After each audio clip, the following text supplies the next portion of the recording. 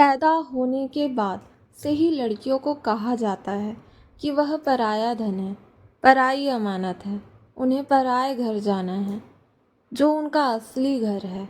और जब मैं इस घर में आई, जिस घर की मैं अमानत थी, तो मुझे अपनाए जाने में सबको बड़ी कठिनाई हो रही थी। मैं अपने मायके में सारी जिंदगी पराई अमानत रही और अब यहाँ भी पराई हूँ। कौन सा है मेरा असली घर? बिन्नों की सास उसे थोड़ी देर घूरती रही। अपने बदले हुए हालात देख देख कर बिन्नों की बार बार रुलाई फूट रही थी। देखते ही देखते क्या क्या हो गया था। मायके में उसकी खिलखिलाती हंसी, वो चुलबुलापन, चहचहाना और वो बचपन, सब कुछ एक ही झटके में खत्म सा हो गया। लेकिन उसने तो न जाने कितने सपने संजोए थे और क्या क्या सपने दिखाए थे। उसकी सहेलियों ने, उसके घर वालों ने और मिलने वालों ने, जिसे देखो वह यही कहता था, तेरे तो ऐश हो गए बिन्नू। अरे, मांग कर लड़की ले जा रहे हैं, राज करेगी अब राज अपने घर में।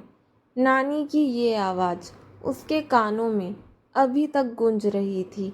विदाई के बाद जब वह ससुराल पहुंची तो वहाँ की रस्म वगैरह निपटते निपटते रात के 1 बज गए। थकी हारी बिन्नो इसी प्रतीक्षा में थी कि कोई आकर उससे कहेगा कि जाकर सो जाओ।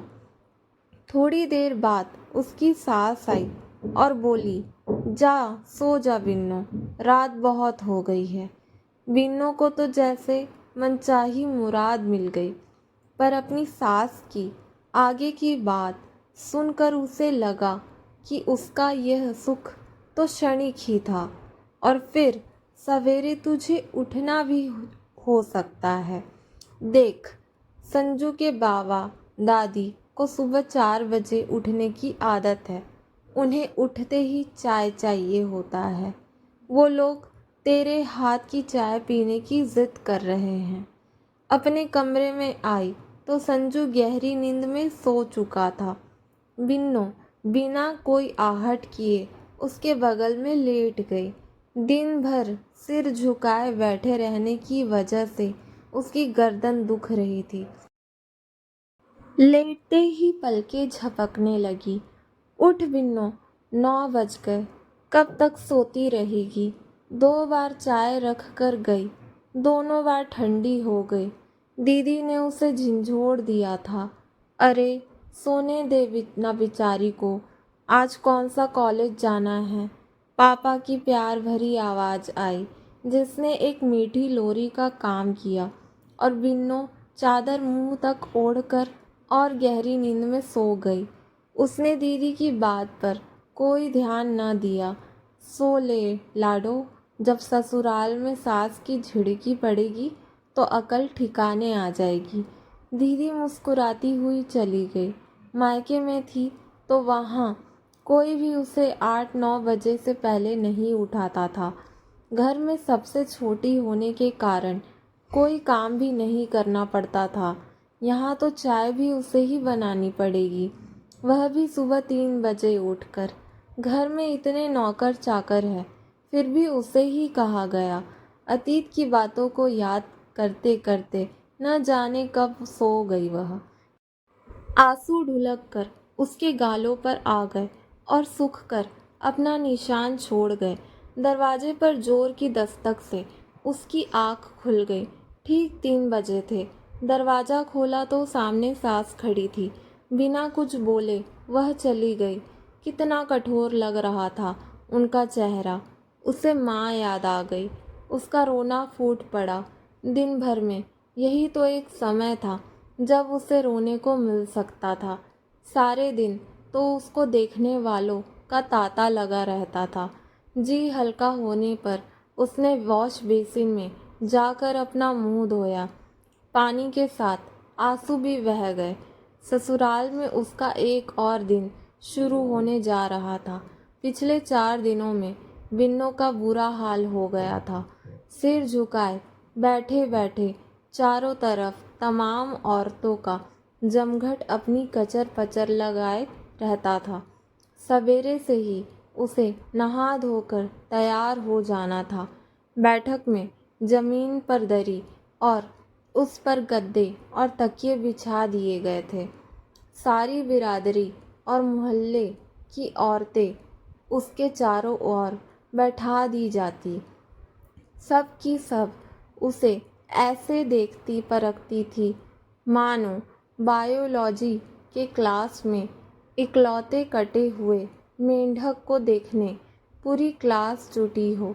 बिन्नो कटे हुए मेंढक की तरह बिना हिले डुले बीच में सिर झुकाए बैठे रहती। एक एक करके सभी औरतों की बारी आती तो वह बिन्नो के पास आकर उसका घूंघट उठाकर उसे देखती और रुपए पकड़ा जाती।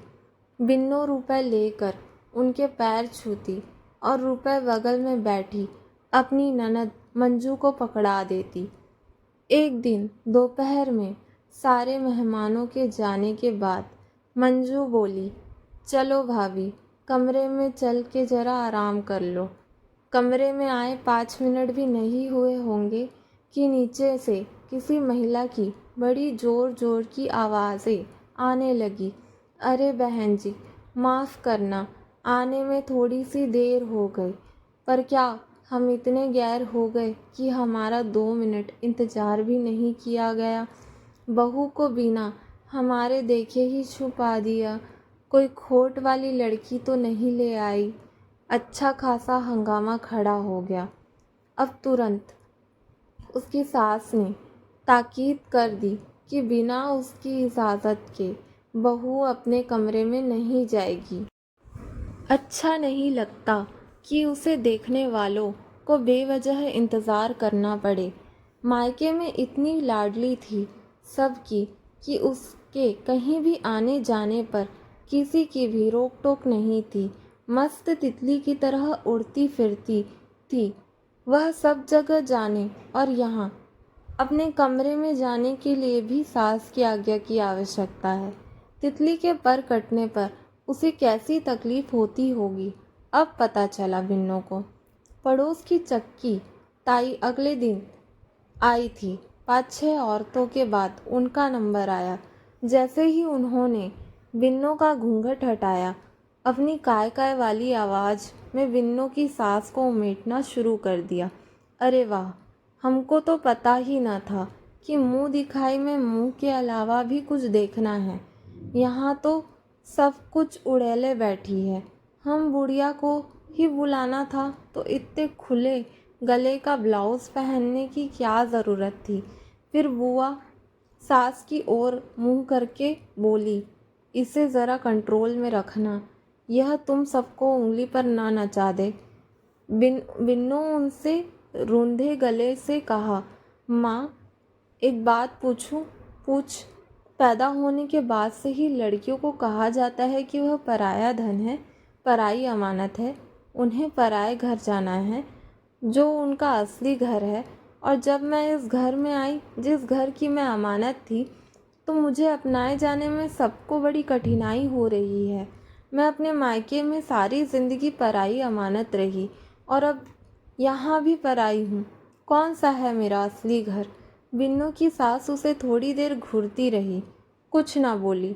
शायद माँ के पास भी इस सवाल का कोई जवाब नहीं है, या मैंने उन्हें कुछ गलत पूछ लिया।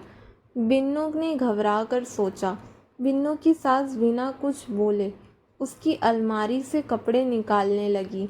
मैंने अलमारी से तेरे कपड़े निकाल दिए हैं, यही पहनकर नीचे आ जाना। उसकी सास इतना आदेश दे कमरे से बाहर निकल गई। इसके अलावा कुछ न बोली। उनका चेहरा और कठोर हो गया था। सीढ़ी सीधी ड्राइंग रूम में उतरती थी।